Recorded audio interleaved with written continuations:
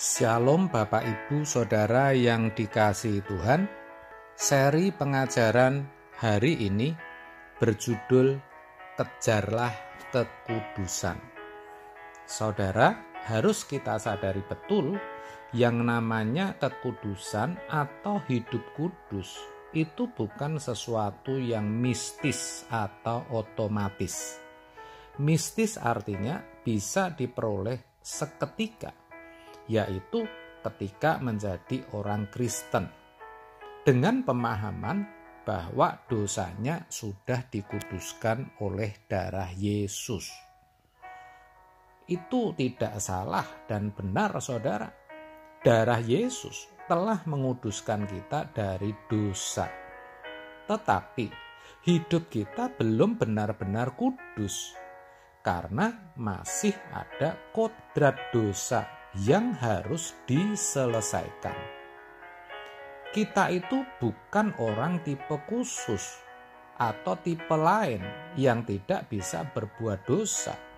Sebaliknya, seperti orang-orang pada umumnya, kita masih bisa berbuat dosa, bahkan justru cenderung berbuat dosa. Jadi sekali lagi, itu membuktikan bahwa kekudusan itu bukan bisa didapat secara mistis, juga bukan secara otomatis. Artinya, kalau sudah jadi orang Kristen, pergi ke gereja secara rutin, mendengarkan firman, membaca Alkitab, dan berdoa, lalu dengan sendirinya, dengan berjalannya waktu, hidupnya akan kudus. Bukan seperti itu, saudara. Buktinya, kita kan bisa lihat ada aktivis atau bahkan pendeta yang hidupnya belum kudus, jatuh dalam percintaan dunia atau perzinahan, saudara. Itulah sebabnya Alkitab berkata bahwa kekudusan itu harus dikejar, yang artinya harus diperjuangkan dengan serius. Ibrani 12 ayat 14. Berusahalah hidup damai dengan semua orang dan kejarlah kekudusan, sebab tanpa kekudusan tidak seorang pun akan melihat Tuhan. Kalau dikatakan kejarlah kekudusan, itu berarti kekudusan itu merupakan keniscayaan, bisa dialami asalkan orang mau memperjuangkannya dengan sungguh-sungguh. Sebaliknya, kalau tidak, maksud saya tidak serius atau tidak sungguh-sungguh atau hanya setengah hati, apalagi dengan keraguan, saya pastikan tidak akan bisa untuk beroleh kekudusan. Terkait akan hal itu, Tuhan Yesus sendiri pernah berkata dalam Matius 26 ayat 41. Demikian, berjaga-jagalah dan berdoalah supaya kamu jangan jatuh ke dalam pencobaan. Roh memang penurut, tetapi daging lemah. Perhatikan, dikatakan roh memang penurut. Artinya roh kita itu tidak menuntut, tetapi daging lemah. Daging itu menuntut untuk selalu dipuaskan, untuk selalu dituruti.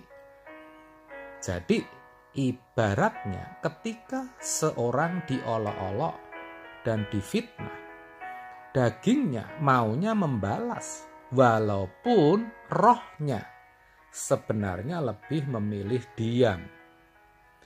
Tetapi keinginan daging ini sepertinya terus dengan kuat mendesak, sehingga akhirnya bukannya diam, tetapi membalas juga.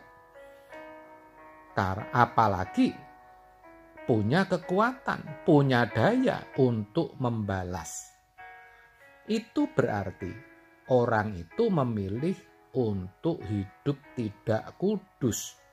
Hidup yang tidak sesuai dengan pikiran dan perasaan Allah. Hidup yang tidak sesuai dengan yang Allah kehendaki.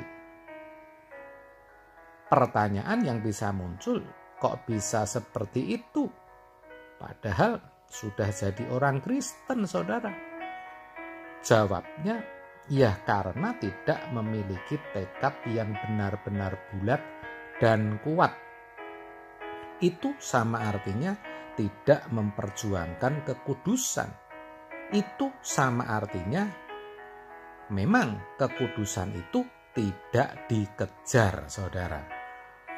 Jadi benarlah kalau firman Tuhan mengatakan kejarlah kekudusan. Ini harus benar-benar kita sadari. Jika tidak, sampai kapanpun kita juga tidak mungkin kudus. Itu berbahaya. Kalau sampai kita tidak kudus, ayat tadi mengatakan kita tidak mungkin melihat Allah. Itu berarti apa yang jadi pengharapan kita? Bertemu dengan Sang Khalik, Sang Kekasih abadi kita di surga yang kudus dan mulia itu akan sirna, saudara. Kan tidak mungkin, logikanya kita yang masih penuh dengan cacat celah bisa menghuni rumah Bapa yang kudus itu. Dan yang pasti kita juga tidak akan diterima sebagai anak-anaknya. Hal itu jelas dituliskan dalam 2 Korintus 6 ayat 17 sampai 18. Sebab itu, keluarlah kamu dari antara mereka dan pisahkanlah dirimu dari mereka, firman Tuhan. Dan janganlah menjamah apa yang najis, maka aku akan menerima kamu dan aku akan menjadi bapamu dan kamu akan menjadi anak-anakku laki-laki dan anak-anakku perempuan. Demikian firman Tuhan yang Maha Kuasa. Jelas, saudara, agar bisa diterima sebagai anak-anaknya di kemah abadi adalah merupakan suatu kemutlakan untuk memiliki hidup yang tidak bercacat dan tidak bercela. Oleh sebab itu, saudara, selagi masih sehat, masih diberi kesempatan, mari kita kejar kekudusan itu supaya kelak kita bisa diterima sebagai anak-anaknya. Kiranya kebenaran ini boleh memberkati kita semua. Amin. Amin.